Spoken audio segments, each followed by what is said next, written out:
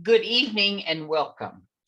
I am Melanie Ramey, Chair of the Board of the Madison Committee on Foreign Relations, and it's my pleasure to welcome you this evening to the second in our series on the rise of authoritarianism in the world. Before we have this evening's presentation, I would like to remind you about our third in the series, which will be on March 22nd. And at that time, we will have Dr. Erica Smith with us talking about Bolsonaro's Brazil. And Dr. Smith is at Iowa State University and is just back from a postdoc Fulbright study in Brazil. Her area of expertise is citizenship, democracy, and religion in Latin America. And I think it will be very informative and very interesting for us to get some insight into what is happening there. As we begin this evening, I would like to call your attention to the bottom of your screen for the chat room. We will be putting our questions in the chat room, and at the end of Dr. Ghosh's presentation, I will ask the questions that you are curious to have answered. But I don't want to take much time here because we have a very, very interesting speaker this evening. And this is Dr. Jayati Ghosh of the University of Massachusetts. Now, the University of Massachusetts, I think, is just sort of a secondary occupation for her. This is a woman who is so busy you couldn't even believe it. I'm not sure when she even gets to the University of Massachusetts. Today, for example, she is in New York, where she spoke this morning at a committee at the United Nations. She gave testimony at noon today to a congressional committee. She was at 6 o'clock this evening at the New School on a panel there. And now here she is in the 8 o'clock Eastern time zone meeting with us. And so we're really lucky that she's had some time to fit us into her schedule. Dr. Ghosh is a developmental economist, and she is well known in the world and is a consultant to several countries. She has either authored or edited 19 books and has written over 200 academic articles. She serves on the faculty of the University of Massachusetts. And so this evening, she's going to be enlightening us about Narendra's Modi, India, and what's happening in India as one of our oldest friends and a friend that we are concerned about, I guess, as we see what's happening there. So without further ado, we'll hear from Dr. Ghosh. Thank you so much for that introduction, and it's really a pleasure to be with all of you. I wish I could have been there with you in person. It just has turned out circumstances have prevented my being able to come to Madison, but I would dearly love to at some point. I'm going to talk really about, if you like, the political economy of how we got to where we are in India. Then we can talk a little bit more about where we are and what exactly is going on in India right now, especially if there are more questions. But what I would like to begin with is a little bit of background, because I do find, especially now that I'm teaching in the US, that there are quite a few misconceptions about how the Indian political economy has evolved over the last 20 years in particular. And in fact, it's been a very interesting, I would say possibly remarkable period in Indian history, which has become remarkable in a not so good way over the last 7 or 8 years. But it was quite interesting and unusual even before. So let me explain what I mean about unusual. So as you all probably know, since the turn of the century, India has been seen as one of these dynamic economies, right? One of the new Asian tigers or dragons or elephants or whatever animal you want to think about. But really, it was China and India that were seen as the success stories of globalization, the ones that had succeeded in benefiting from the global economic integration. China was seen as the factory of the world. India was becoming the office of the world. We had both dramatically increased our rates of growth of GDP. China definitely the faster growing, but India close behind in terms of just the sheer rates of GDP growth. And also that we didn't have major financial crises, we didn't go through kickstart kinds of situations. Overall, we were seen to be a success. And this also was made even more, shall I say, sort of visible by the fact that we had an increasingly voluble diaspora. And I think that's true definitely in the US, where there's a very large Asian American population and an Indian American population, which is quite vocal and which is in fairly elite situations relative to other minorities. We had an increasingly assertive bourgeoisie and middle class, which also began to travel the world in many more ways, and the bourgeoisie also beginning to acquire companies globally. So, there was a sense of India as a rising power, and much discussion about how, this 21st century is going to be the Asian century and so on. I want to suggest that some of that hype was actually hype, that it was not as fabulous as it was often seen by the outside world. And when I say outside world, not just the US and Europe, but even other developing countries that I visited found it very hard to believe that, we still had the largest poor population in the world, the largest hungry population in the world, some of the worst nutrition indicators, human development indicators, comparable to some of the, least developed countries. People didn't believe that because they said, no, you're growing so much. You have all these software engineers, you have all these exports, you have these companies buying up our companies. So it can't be true. It was, unfortunately. So I think that's important to remember. We will not understand how Modi came to power or the way in which this regime has evolved unless we realize the political economy of what was happening. So yes, it's true. We had much faster rates of growth in the 21st century. Rates of growth of between 5 to 10% of GDP. Basically, that was the range in which it operated, which was among the highest in the world.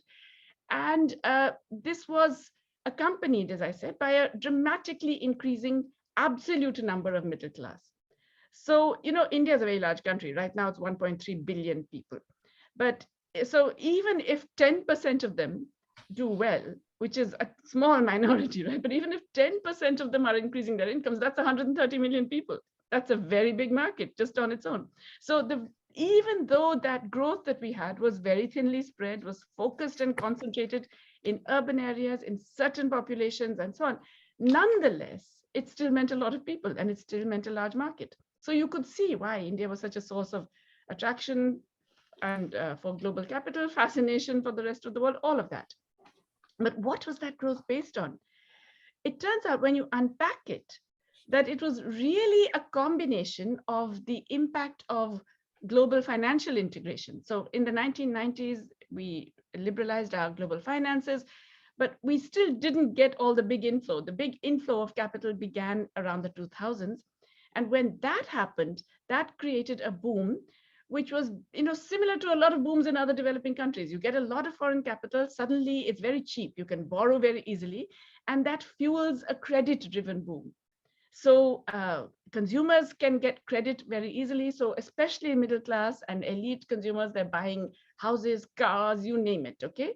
And companies can get credit much more easily. And so they are investing in different things. So we had a credit-driven boom. And, I think, in the US, right, with subprime and so on, credit-driven booms usually end in tears. Why didn't ours end in tears? Essentially, we were saved by the fact that the global crisis happens before ours does. And so the central bank and the other authorities were able to rein in some of that before it became out of hand. But nonetheless, we didn't have a crash, but we had a landing. We had a soft landing, but we've landed, okay? Investment has not grown for now 8 years. The investment to GDP ratio has been falling for about 10 years, but investment itself, absolute investment, has been falling for 8 years. I mean, that's really shocking when you think about it, that it's not just that, GDP, the ratio of investment to GDP is not growing, but investment itself is not growing. So that relates to the second reason why there was such a boom. And that, again, it turns out that the basis of it was extractivism. We had a boom because, number one, you had all this credit-fueled expansion, which allowed the middle classes and et cetera to borrow more and therefore create more demand in that way. But we also had a boom because we deregulated a lot of our environmental regulations, a lot of our abilities of companies to take over mineral resources, land, forest resources, etc. And if you look at the nature of the investment in that period when it was higher investment, about half of it was in these extractive industries, in coal, in aluminium, in a whole range of other minerals, in taking over of forest lands and other lands for real estate and for other kinds, similar kind of development. It was essentially extractivist. That's not, again, something that necessarily gives you a prolonged and sustained or shared boom. And so that's why we found that it wasn't a boom that generated wider prosperity. And then the third aspect of this boom was that it relied hugely on what I'm going to call segmented labor markets. Now, what does that mean? It means that our labor markets, it's not something where everybody can enter any activity and do that occupation. It's really segmented according to your caste, which is still a very live, living thing in India, according to your gender, whether you're man or woman, according to your ethnicity, whether you belong to a tribal group and so on, according to your religion. And it's extensive and pervasive. Now, why does that matter? It matters because you can actually pay people differently. And you can segment, you can push people of a certain social category into particular activities. So, for example, women, what do women get pushed into? Guess what? Unpaid labor. So this whole boom that people talk about, it was hugely subsidized by very cheap labor, especially the unpaid and underpaid labor of women, of lower caste groups, of religious minorities, of ethnic minorities, tribal groups. And this played out hugely because it meant that the Indian capitalist class could expand without really bothering to improve productivity, technology in the same way. It could rely on existing social divisions to extract and exploit labor in the maximum possible way. It could rely on the lack of political voice of people in particular regions and tribal groups, especially, to extract mineral resources and land in way. And all of this, of course, with the active assistance of the state. So if you're doing that kind of boom, then naturally it's not going to be widespread. It's going to be unequal. And we find that even in that period of boom, we didn't get, hugely improved human development indicators. We were still way below Sri Lanka for sure, but even Bangladesh improved much, much faster than we did just in South Asia. Forget about Southeast Asia and definitely forget about China, where it was much, much better than us. But we were not doing very well in terms of the basic indicators, health, education, nutrition, sanitation. We really did not progress in the way that you would expect for an economy that's growing that fast. The crazy thing, if you look at women's workforce participation, most economies that are growing at that rate will show a significant increase in women's workforce participation. And throughout the 20th century, that's been the story. That, we're in these economies where there's rapid growth, where exports are rising and so on, you see more and more women being brought into the workforce. What do we find in India? A decline. We already had a very low women's workforce participation. It was about 34% in the 1990s, early 1990s. By the 2000s, it's become 24%. By 2011, it's become 21%. By 2017-18, it's become 18%. After the pandemic, when there's been even more job loss for women, it's down to 14%, 11%, in some states of the country, 2%. I know, unbelievable numbers, right? What is that? That's the paid work participation. That's not the total work that women do. It's what you get paid for. And that tells you something about the status of women, but it also tells you about how much underpaid work is being done by women. So if you look at that same data in terms of adding all the unpaid work they do, and we have that data, we know when they are doing the unpaid domestic housework and so on. We know when they're doing critical jobs like collecting water, collecting fuel, kitchen gardening, poultry raising, tutoring kids, all of that. If you count all of that also as work, then more women are working than men. It's not a lower participation rate, but it's unpaid. So during that huge period of boom, what was happening? Work of women was shifting from at least a small proportion, 1/3 of them being paid workers, to less than around 1/10 of them being paid workers, a massive increase in the unpaid workers among women. So Basically, that boom, in addition to relying on all these other things, it relied on the unpaid and underpaid work of women. And because of that, because women did so much work unpaid, when they did work, their wages were significantly lower. We have one of the highest gender gaps in the world. And even the government uses this underpaid women.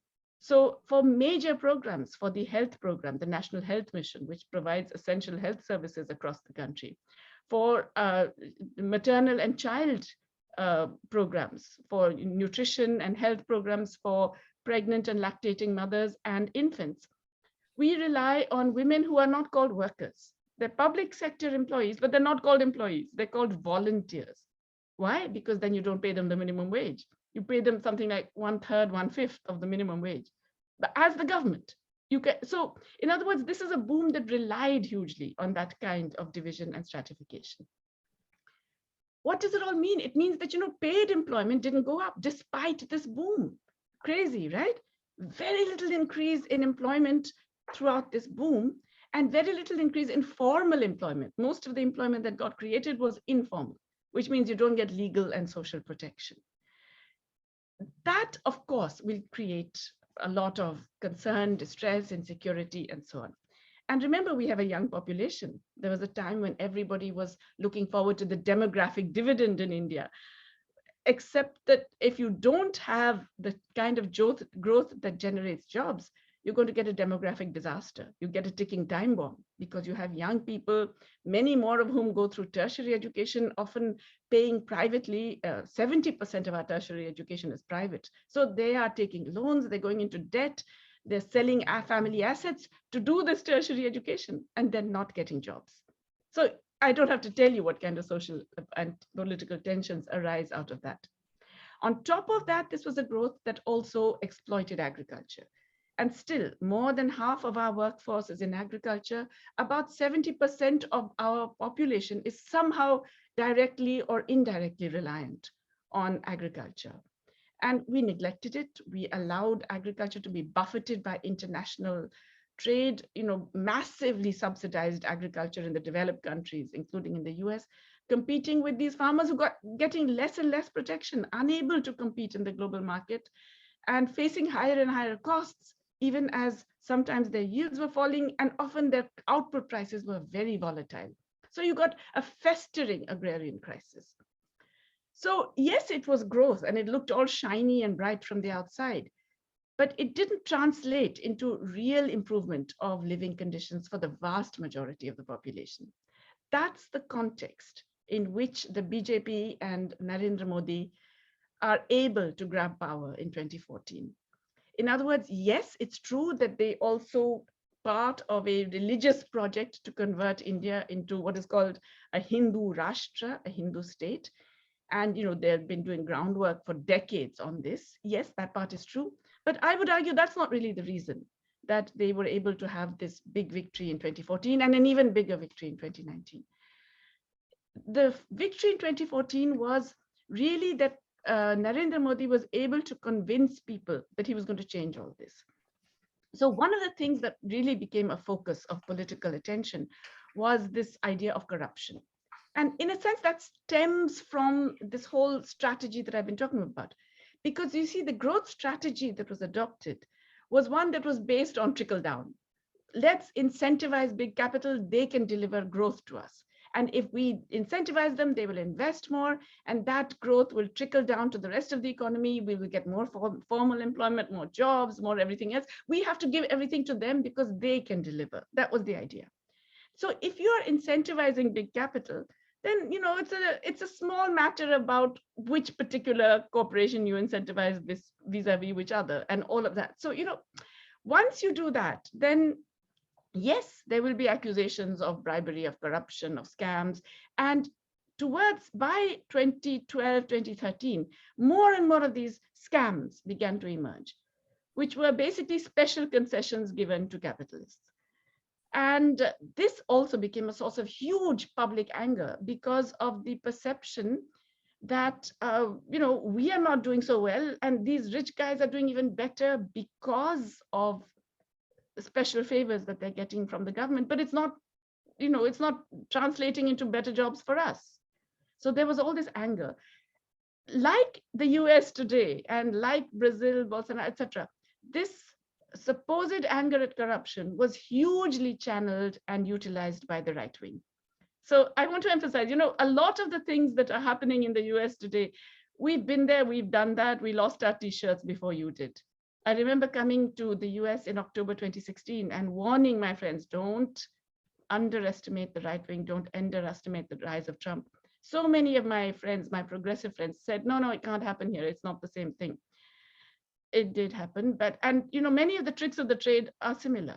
If anything, the Modi ascendancy is more dangerous because it's not just a bunch of few stormtroopers that he commands. He commands an army which has been decades in the making of right-wing stormtroopers. So it's a much more dangerous and terrifying phenomenon, I would argue, but it gives some indication of the kinds of processes that can happen even in other democracies. So he comes to power on the back of promising the youth 20 million more jobs, saying, they haven't given you jobs, I'm going to give you jobs. I will give you a better future. It was entirely aspirational. So here's the thing about the BJP, they are not redistributive. They openly, they don't talk about redistribution. They say, we're going to make everybody better off. We're going to make all of you much better. We're going to double farmers' incomes. That was another big promise that was made in 2014. We'll double farmers' incomes. We will massively increase the job opportunities. They've not given you any jobs. We are not going to be, we are going to make everybody powerful. Was really the theme that captured so much resonance in the electoral space in 2014. Well, what happened? We know that didn't quite pan out in the way that was suggested. What we do know is that, if anything, the economic performance, the aggregate economic performance under the Modi years has been significantly worse than any other period in Indian history, actually, in independent India's history. We've had declining investment, as I've mentioned.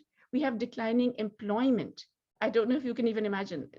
Supposedly, the Indian economy grew between 5 and 6% between 2011-12 and 2017-18. Our official labor force data suggests that total employment fell by 9 million in this period, didn't increase at all. So it was negative. Total employment fell, and most of that was falling employment of women, falling in paid employment of women. Since then, pandemic times, you can imagine, it's absolutely decimated. I mean, the labor market has never been so bad for Indian workers as it is today. It's absolutely beyond description. And remember, 95% of our workers are informal. Half of them are self-employed. There's no question of any employer giving you any rights. And so, anything that destroys your livelihood, even for a short time, there's nothing you can turn to. There's no recourse. There are no checks coming in on the mail for some kind of a subsidy or a compensation. There's no stimulus package coming in your way. So it's really been, in that sense, a terrifying situation. So that's the overall macroeconomic thing, that things got significantly worse during the Modi years. Of course, things got significantly better for a specific group. So one of the polarizations that we have seen is a massive polarization in terms of the difference between, broadly speaking, rich and poor, and specifically large capital and a few parts of large capital relative to pretty much everybody else, including small and medium enterprises. So it wasn't capital versus labor, because a lot of small capital has also been sunk. A lot of middle-sized enterprises are also sunk. It's really a few specific cronies who are huge beneficiaries of the Modi years. And it's so interesting because, you come to power saying, these are corrupt, these are crony, these are full of scams and scandals. And so, I'm going to clean the whole place up. And what you end up doing is actually favoring particular cronies beyond anyone's imagining. The kind of open crony capitalism that we have today would have been unthinkable even a decade ago, because there are many ways in which this has played out. I will talk about some of them, but it has meant that we are now in a much more concentrated economy. I mean, hugely concentrated, in which everybody else is either coerced or suborned into accepting that situation. So what are the defining features of that? One is, as I have suggested, is a significant increase in inequality. And this has been enabled by all kinds of things, regulatory practices of the central government, specific, sales of public sector assets, again, to the same cronies, like, Mr. Adani, who is a particular crony of Mr. Modi, who was emerged in Gujarat when Mr. Modi was chief minister. He was nothing. He was a door-to-door salesman before that. Became one of the richest men in India, managed to acquire 32 airports. Publicly run airports were sold to him and his company when he had no prior airport experience. Similarly, ports, similarly, mineral resources, similarly, spectra, I mean, you name it, and all kinds of things. So that this continued through the pandemic, to the point where just in the period of the pandemic, his wealth has increased by 20 times. So he has now beaten Mr. Mukesh Ambani, who was previously one of the richest men, the richest man in Asia. He's now ahead of him in the list because his wealth, Mr. Ambani's wealth increased only 4 times, whereas Mr. Adani's wealth increased by 20 times. So yeah, better off, definitely at the moment. And so these two are among the 10 richest men in the world, while most of the economy has suffered very, very severe and extreme destitution. Combined with that, we have deep and extreme centralization. And again, this is centralization that would have been unimaginable in India even a decade ago, because India is such a sort of diversified country, right? We have, probably you all know, we have more than 300 languages. We have definitely 16 official languages, but we have 300 of what would be called languages in Europe, or say, and we have more than 3,000 dialects. We have very strong federal structure with state governments empowered and responsible to deal with all the things that affect citizens' lives: health, education, security, you name it, pretty much everything state governments are supposed to deal with. Yet we got extreme centralization under Mr. Modi. We're getting even more. Every day we get more centralization because the central government started not sharing all of the tax revenues with the state, even though it's constitutionally required to do so. They did it through a subterfuge. You have to share the tax revenues, but you don't have to share fees and surcharges. So more and more of the central government's tax collection now comes in the form of fees and surcharges, which they don't have to share. And so they concentrated more resources. They started giving resources to states only to favored governments. That is, if the state government was run by the same party that rules at the center. They deprived the state governments that were run by opposition states, even in the face of natural calamities, whether it was floods in Kerala, cyclones in West Bengal. You're run by an opposition party, you don't get the relief. So it was really, it has been a remarkable extreme centralization. And this has been also assisted by much greater opacity in the government. We have had extraordinary denial of many of the democratic things that had emerged under the previous regime because of people's struggles. For example, the Right to Information Act, which empowers citizens to ask for basic information and even how decisions were reached, what was the process, who signed which file. These are actually very important to be able to audit, to have a people's audit of what governments do. The Modi government, having come to power on these accusations of corruption and etc., proceeded to completely undermine the Right to Information Act. They didn't appoint commissioners. Then they appointed a few of their own yes men. They kept delaying answering questions. They didn't allow anything to actually get revealed. They have subsequently done all kinds of other things, like an extraordinary thing called the electoral bond scheme, which is where any company can buy an electoral bond and then issue it to a particular party, but it will be anonymous. So you buy however much money worth of electoral bonds, and then you say it goes to this party.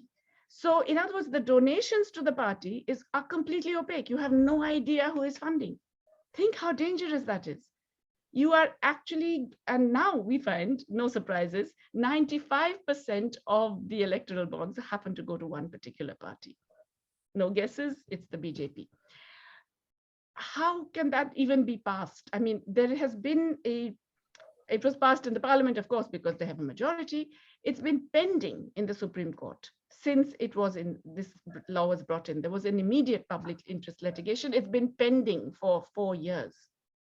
The Supreme Court, in other words, the other institutions have also been made subordinate to the will of the centralizing executive. And even within government, it's very well known that really the government is run by, the prime minister and the home minister. And most of the other ministers really have to more or less do what they're told. And the decisions, the important decisions, are really just made by two.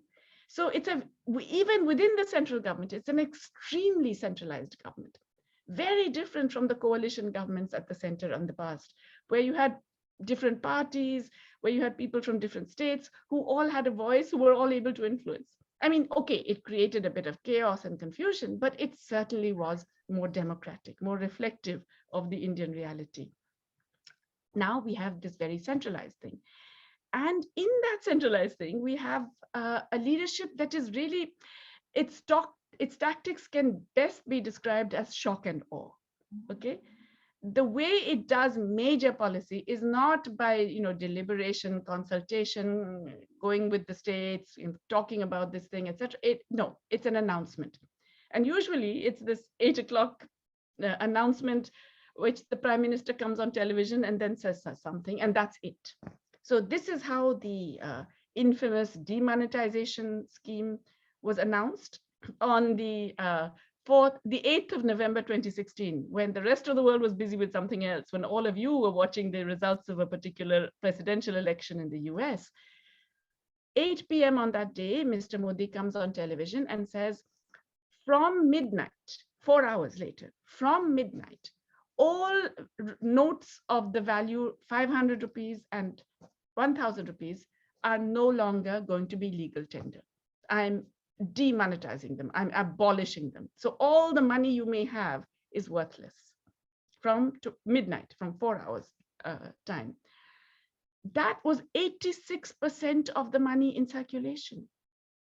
And India, dominantly a cash-oriented economy, because most people didn't even have bank accounts. Everything operated in cash. Why did he do that? Because he said, currency is dirty, currency is black money, currency is corrupt, not recognizing that the informal economy runs on currency. And there are many economies, Germany, Japan, which still use currency hugely. Everything is not digital. And you can't be digital in a country where you don't have proper connectivity, where most people don't have bank accounts, women do not have bank accounts for sure, and small enterprises. So suddenly he announces this. And everybody has to go back and he doesn't inform state governments. He doesn't inform, even the finance minister was in shock. He doesn't inform anybody. And so obviously there's no preparation and there's a complete mess. Incredible hardship, people unable to get attended in hospitals, people dying in queues, trying to change money, people, the informal sector receiving a body blow, and it just cash drying up. I mean, suddenly it's like cutting the blood supply. So it was a complete mess with massive economic devastation. But he said, I'm doing this to end corruption. Yeah, and people believed him. Yeah, people, even though it was a mess, even though it had absolutely no positive impact, even though it subsequently destroyed informal activity. I mean, in fact, the informal sector really hasn't recovered from that one. Even so, people believed him. Such was the power of that ability to message. I'll come back to this ability to message and the personal charisma and the ability to control media. But he succeeded in doing that.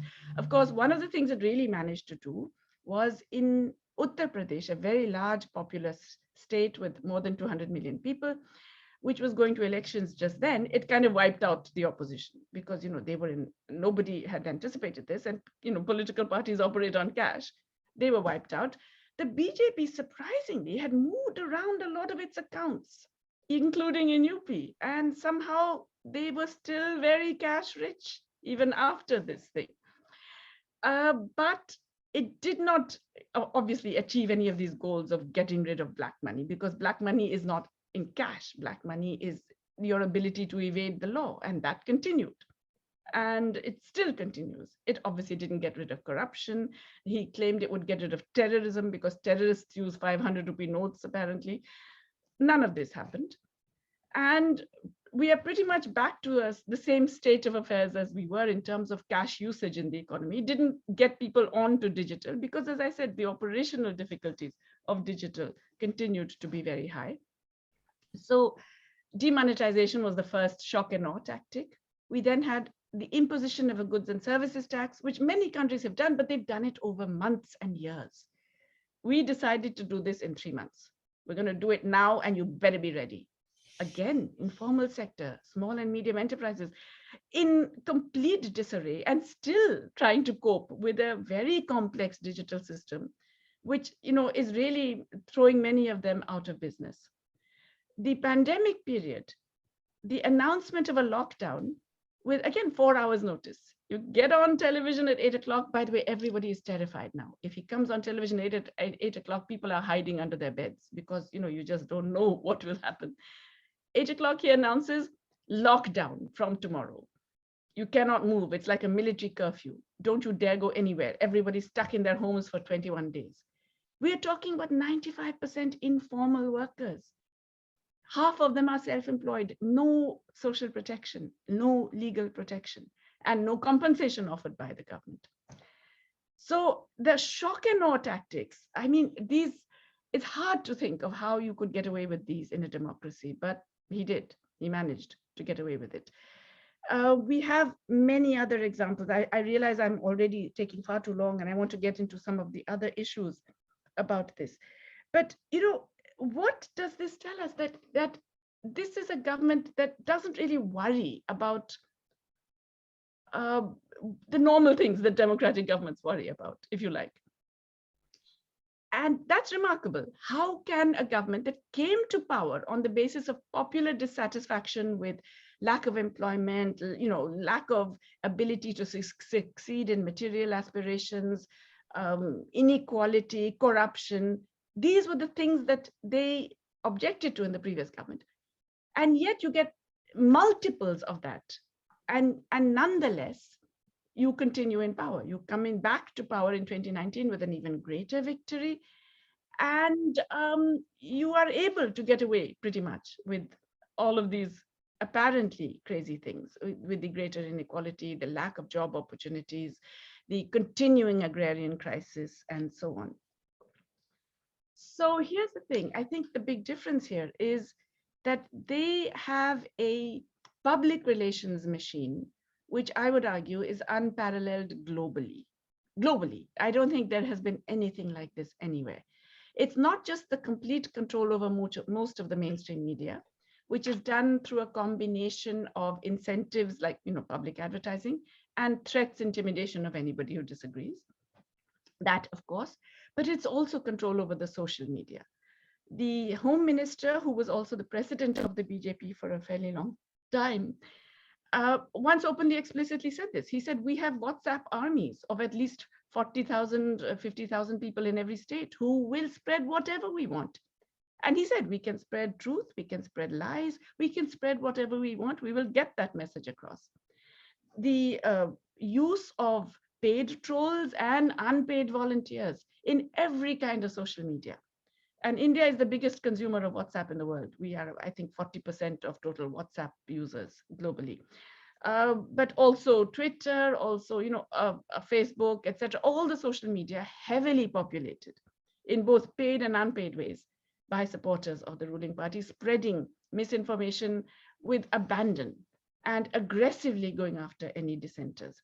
And of course, combined also with very threatening and very openly punitive measures against those who fight for human rights, people who have been arrested under completely false pretenses, whether they are students, human rights lawyers, academics, etc., all arrested and kept in jail forever, while those who actually instigate riots come out on bail within a couple of days.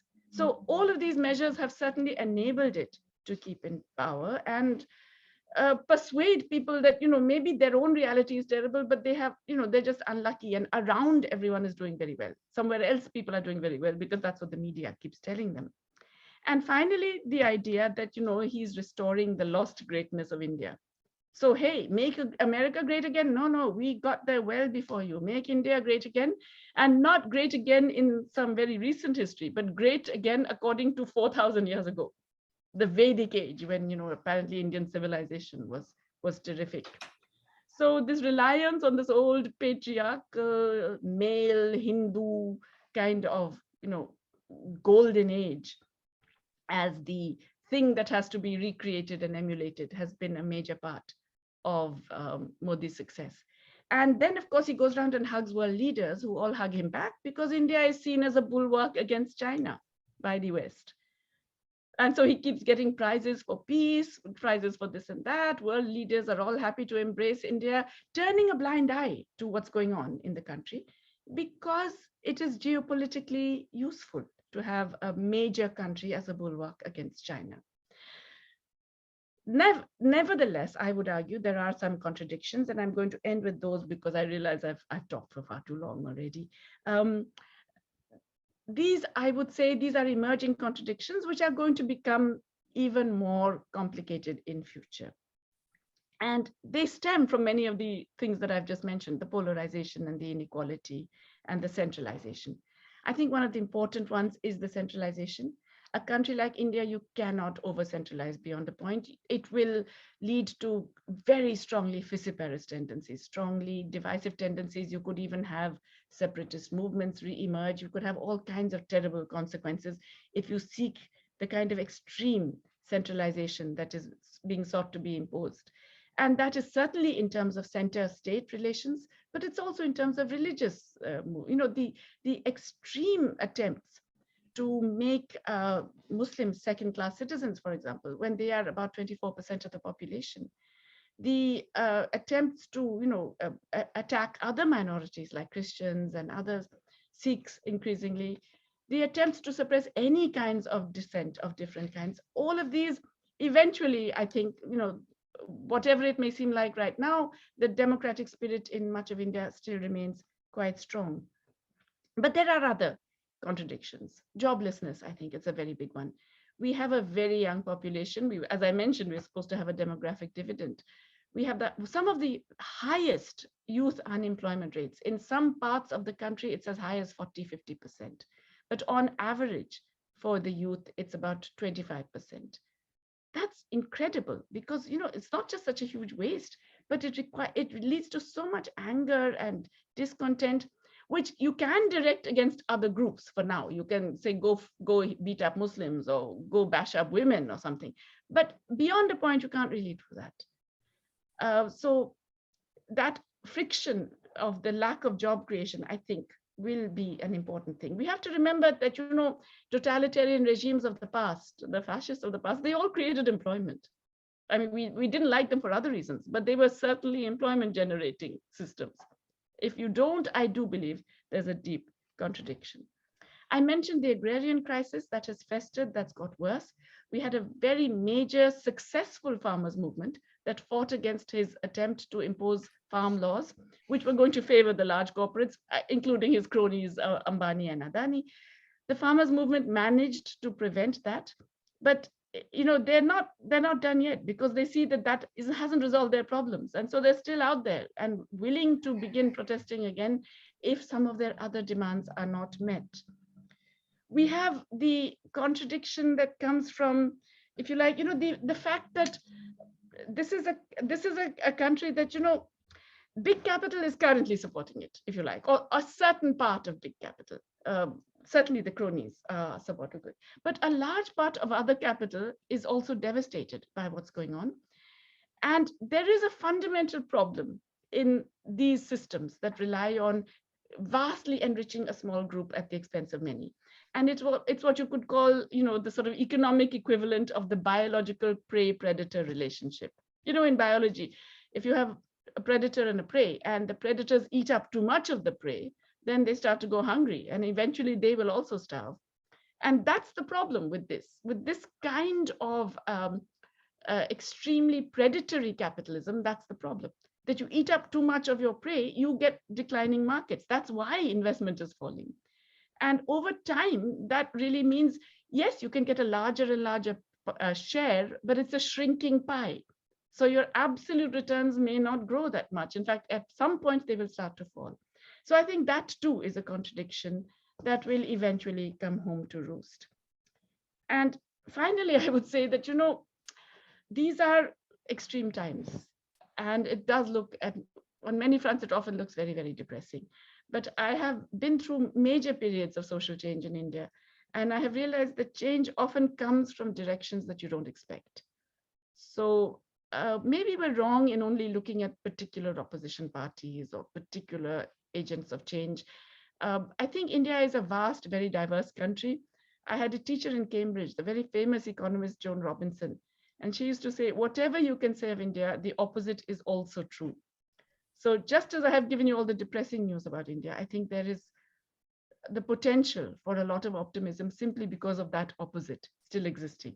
The human rights lawyers, the students, the civil rights activists, all out there still fighting despite everything. So yeah, I think it's a complicated scenario. We'll have to see how it plays out, but it's not only terrible news. Let me stop here. Thanks. Well, this has been very interesting, and I'm just curious about several things. One is, does Mr. Modi think that the situation is sort of a mess, a catastrophe, as you've described it? Also, what is the length of his term in office? When is there an election in India? And is there some opposition? I read, I think near the end of last year, that the farmers were really very unhappy with his program. And so what do you see in terms of, perhaps getting rid of him? So Mr. Modi himself, I don't know what's exactly in his mind, but I can tell you his public statements. 2 days ago, he told Parliament about how India has been the most successful country in the world in combating the pandemic. When we've had, official deaths are about 1 million almost, but unofficially, the toll is anywhere between 4 to 6 million. Most estimates say that. We've had bodies floating in the Ganges River. We've had terrible, terrible catastrophes in terms of the pandemic. But he says we did very well and we did the best in the world. So it's really, the ability, whether or not the ability to keep pushing a falsehood so that people start believing it. That's really whether that works or not. When is the next national election? In 2024. But right now, as we speak, we are having state elections in the very populous state, Uttar Pradesh. I mentioned it earlier. It's one of the largest, it is the largest state in the country.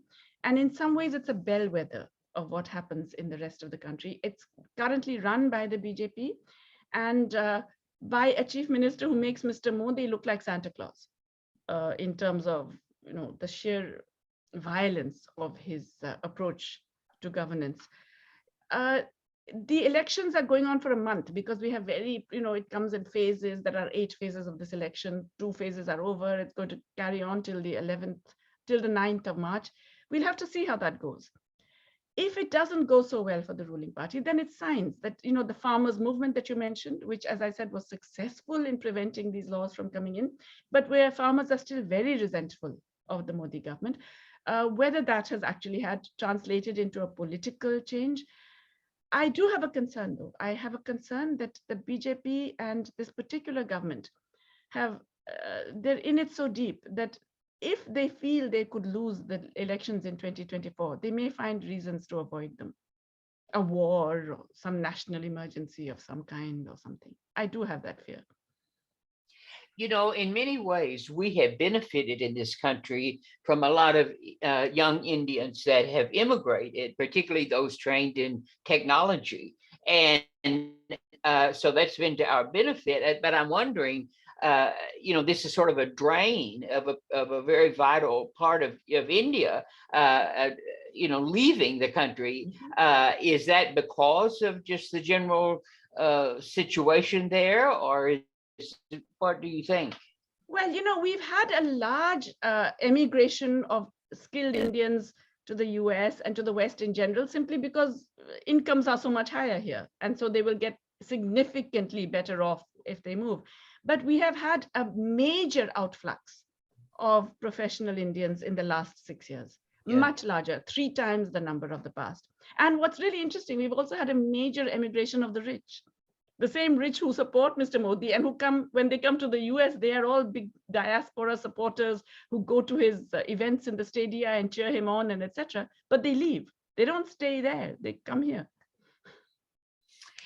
You were also talking about the control of the media. Does social media play any big role in India? As you know, in this country, it's has played a great role in terms of a way to get a lot of misinformation, spread through the internet. How does that factor in India? Absolutely. In fact, as I said, the BJP relies on controlling the mainstream media and completely controlling social media. So as I said, they have WhatsApp armies. Literally, they have volunteers in every state of 40 to 50,000 people whose job it is to forward misinformation. And sometimes they are paid, they get, like 1 rupee per tweet or 1 rupee per whatever. And sometimes they're just unpaid volunteers who believe in it. So yes, social media has been critical in spreading misinformation, and India is the biggest source of that. India is also the biggest, they're very quick to bring down anything that doesn't support them. So Facebook, Twitter all report that the biggest number of government complaints comes from India. We are also the leaders in internet shutdowns. We have had, of all the internet shutdowns in the world in the last 3 years, 60% are just in India. What about critics of the government? I mean, of which you are one, apparently. How would you be treated, or how are critics treated who are in India? Or, for example, are there any newspapers that are anti-government, so forth? How is that dealt with? Well, there are a few very brave media outlets, The Wire, Scroll, Caravan, that are online. They are not physical print media, but they are online, and they're very small and they're English language, but they have been punching well above their weight. There are a few others, one very interesting run by women, Khabar Lahariya, which brings stories from the ground by women journalists. But they're very brave because they have to deal with so much opposition. It's not just denial of resources. It is that they have to face cases all the time. I mean, The Wire has got 37 cases pending against it in different parts of the country. So the people have to travel to different parts of the country to actually appear in the court, and it's very, very expensive. Defamation cases, all of which they know that cannot be gone through. I mean, in other words, they would lose the case against The Wire, but the process is the punishment because it lingers on, and it's very, very painful and very difficult. So the independent media that still exist are existing against remarkable odds. I mean, really very, very difficult odds. Do you think that India and China are sort of on a collision course for dominance in Asia? I don't think India is anywhere in the running for dominance in Asia at the moment. Yeah. We would like to think so, but we are nowhere in that. Does Mr. Modi see things, does he think that he hasn't been very successful, or does he think he's quite successful? How does he view himself, do you think? I have no idea what Mr. Modi thinks, but apropos, let's say, for example, the China dominance. China has actually made intrusions into Indian territory in Ladakh, in an area which was already the subject of a war in 1962. And they have very clearly made incursions into the territory. They've set up camps inside the Indian border, and the Indian government is completely quiet about it. There are ongoing talks, but they will not reveal what's happened. When the incursions first happened and they were photographed and there was very clear evidence of it, he first denied that it was there. And then just about a week ago, the foreign minister has finally admitted that, yes, it happened, but they don't want to talk about it because they don't dare. They don't know what to do. They cannot fight a war with China for obvious reasons. We cannot simply do that. And so the whole idea is to attack and blame Pakistan, and to, because we feel we are bigger than Pakistan. So it's an unfortunate situation in that sense. So the electorate in general, do you think that they feel that things have gotten worse under Mr. Modi, or as you were saying now with the sort of local elections, that will be a way to sort of tell how the electorate's feeling about things? It's so difficult to tell. Yeah. Also because in India, we have a first past the post system, okay, which is bad news, because if there is a divided, fragmented opposition, you can get 30% of the vote and win. I mean, in 2014, they got 33% of the vote. In 2019, they got more. They got almost 39% of the national vote, but that was enough. Yeah. And so that's the problem, that, because it's a first past the post system, unless you can get everybody else together, it's difficult.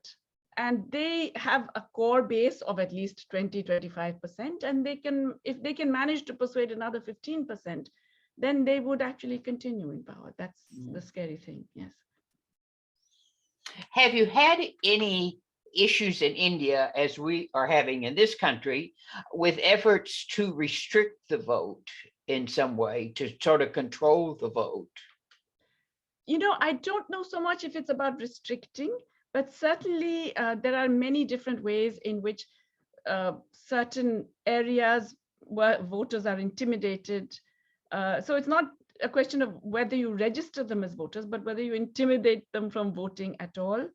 There is the whole issue about the electronic voting machines. And even in the last election, there were concerns about many voting machines that were found in all kinds of places where they shouldn't be, where they were not under the tight control of the Election Commission. There is the fact that the Election Commission itself seems completely subservient to the ruling party. And therefore, we don't really know how much of the election is completely free and fair. So we have different concerns, but certainly they are serious concerns about the running of the elections themselves.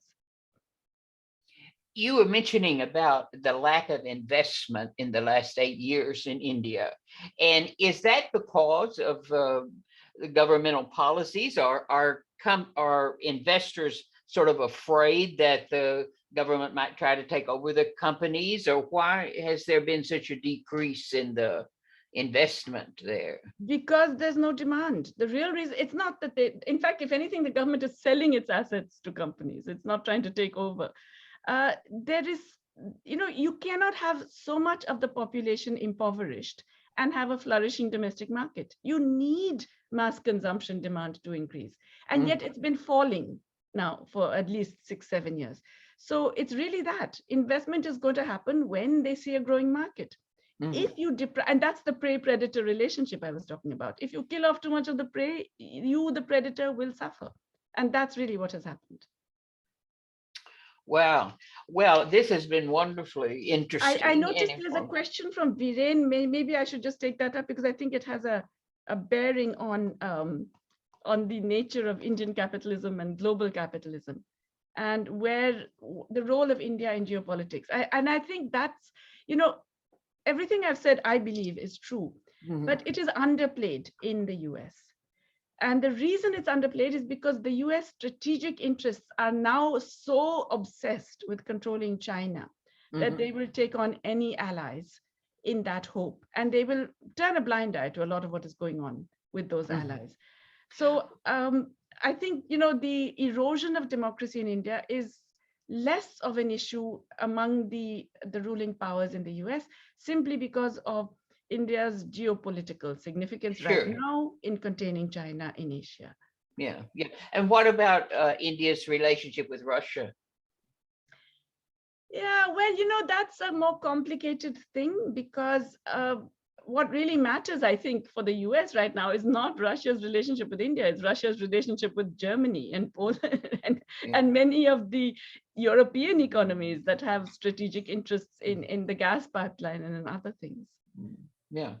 Well, listen, we've run over your time, and I'm sure that you would rather get a good night's sleep tonight after your busy day. But thank you so much for being with us. It's been really very enlightening and educational and all those good things. And so thank you so much again, and come and visit us someday in person.